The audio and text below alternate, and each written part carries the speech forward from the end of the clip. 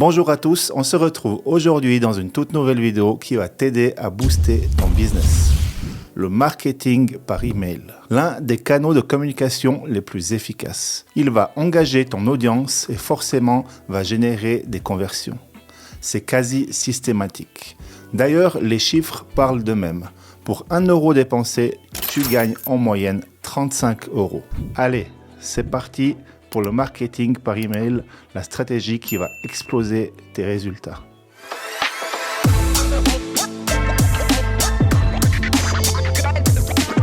L'importance du marketing par email. Avant tout, il faut que tu comprennes absolument que le marketing par email, c'est pas simplement un élément de stratégie de communication. C'est le socle sur lequel repose l'interaction de ton audience. Il te permet de parler directement à tes abonnés. Chaque texte que tu vas écrire va être ajusté pour les interpeller. C'est un déclencheur d'action puissant pour promouvoir un produit ou inciter un téléchargement. C'est aussi un excellent moyen de fidéliser ta clientèle et de les encourager à te faire confiance.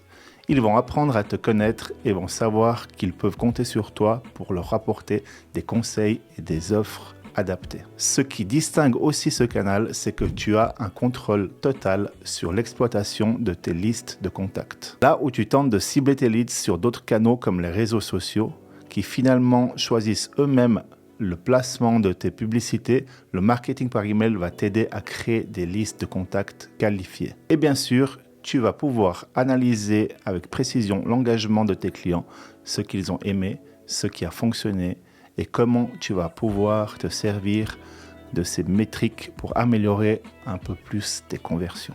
Voyons comment construire une liste de qualité. Passons maintenant à la première étape. La construction d'une liste de contacts de haute qualité. Oui, je précise de haute qualité, parce qu'avoir des contacts, c'est chouette, mais des contacts qui ne lisent pas les emails, ça ne sert à rien. C'est une véritable stratégie d'inbound marketing et le nerf de la guerre se trouve ici. On ne collecte pas juste des adresses mail, on collecte des informations. Pour ça, je te conseille de créer des formulaires d'inscription clairs. Ils doivent être suffisamment attrayants pour interpeller ton prospect, mais doivent aussi clairement expliquer ce que ton prospect va recevoir en échange de son abonnement. Considère que son adresse mail, c'est une monnaie d'échange. Ils te donnent leur email si vraiment il y a un intérêt. Tu peux offrir un contenu exclusif sur ton site, une offre spéciale, un e-book gratuit. Il faut absolument que tu montres à ton visiteur qu'il y a fort à gagner en s'inscrivant à ta liste d'emails. Donc tu enlèves ton petit encart à peine visible pour s'inscrire à ta newsletter et tu ajoutes un pop-up avec un vrai formulaire engageant. Je te conseille de connecter ton formulaire à un outil qu'on appelle CRM comme Brevo, anciennement Sendinblue, Mailchimp ou ActiveCampaign. Tu pourras aussi automatiser tout le processus, utiliser des templates, personnaliser tes formulaires et suivre la croissance de ta liste. Voyons maintenant la personnalisation et segmentation.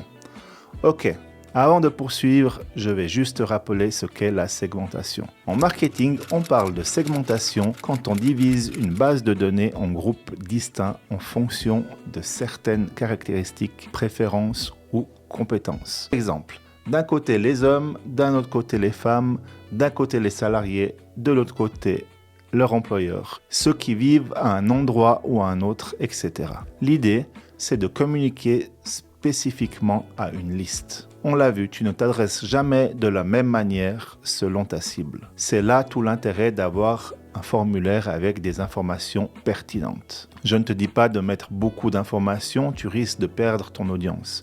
Je te dis juste de construire ton audience de façon intelligente. Selon ton persona, si tu as besoin de savoir où travaille ton prospect ou ce qu'il préfère entre tel ou tel objet, alors fais-lui remplir ces champs-là. Une fois que tu as fait ça, tu vas pouvoir personnaliser tes emails.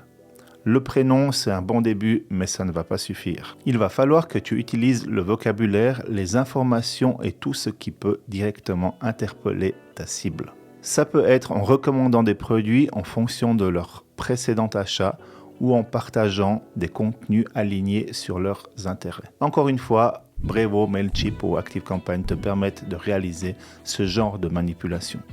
Tu vas pouvoir créer des scénarios et envoyer automatiquement des emails selon les déclencheurs que tu auras paramétrés. Par exemple, après un achat, tu envoies une offre sur un autre produit ou à l'occasion d'un panier abandonné et même une séquence de plusieurs emails pour accompagner petit à petit ton client vers le produit que tu veux.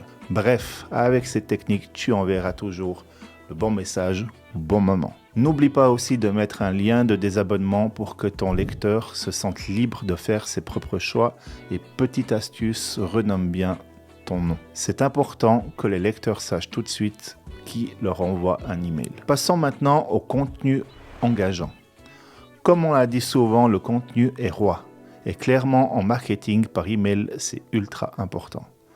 Tu as réussi à avoir l'adresse mail de tes prospects. Maintenant, il faut leur faire ouvrir tes emails pour avoir la chance d'être lu et convaincre. Ok, je répète. Tu dois obtenir l'adresse mail, c'est une étape. Puis tu dois envoyer un email qui donne envie d'ouvrir. Et oui, c'est bien d'avoir des emails, mais encore faut-il qu'ils soient lus. Mais la partie n'est pas encore gagnée. Il faut ensuite que tu leur fasses lire ton contenu, qu'il soit suffisamment intéressant pour qu'ils arrivent au moment où tu as mis ton CTA, tu te souviens, le call to action, qui va le mener vers ton objectif. Et il faut qu'il soit suffisamment intéressant pour cliquer. 3 étapes importantes qui reposent sur ton contenu. Si ton objet ne donne pas envie, ils n'ouvriront pas tes emails. Si ton contenu ne donne pas envie, ils ne liront pas et ne verront pas ton offre. Si ton offre n'intéresse pas, ils ne cliqueront pas.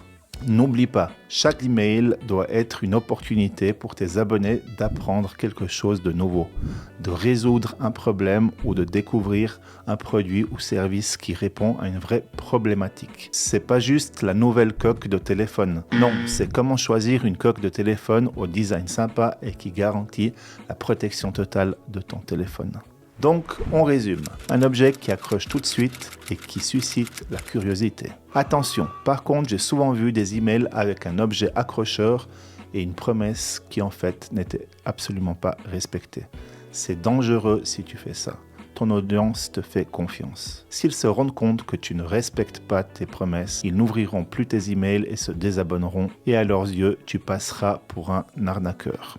Ce que tu mets dans ton objet doit absolument être en cohérence avec le contenu de ton email. Côté contenu, déroule proprement ce que tu as à dire, fais des sauts de ligne et mets des informations importantes et visibles régulièrement pour encourager ton lecteur à lire toujours un peu plus.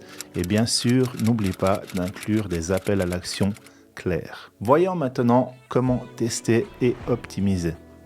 Bon. Ton contenu est prêt, tu vas envoyer ton premier emailing. Je te propose de tester un peu ton email avec un test A/B. Les tests A/B consistent à envoyer des versions différentes d'un même email et des groupes d'abonnés et analyser lequel génère le meilleur résultat. Par exemple, si tu peux tester 2 sujets d'email différents pour voir lequel suscite le plus d'ouverture, ou tu peux aussi expérimenter des visuels alternatifs pour évaluer leur impact sur le taux de clic. Ces tests vont t'aider à affiner tes stratégies et optimiser la performance de tes campagnes. Attention, les préférences de ton audience peuvent évoluer avec le temps. Et oui, les gens changent, des locataires qui deviennent propriétaires, des jeunes couples qui deviennent parents, des salariés qui deviennent freelance, les déménagements, bref, les changements sont nombreux. Donc continue de tester et d'expérimenter régulièrement pour rester en phase avec leurs attentes et leurs besoins changeants. Voyons comment mesurer tes résultats.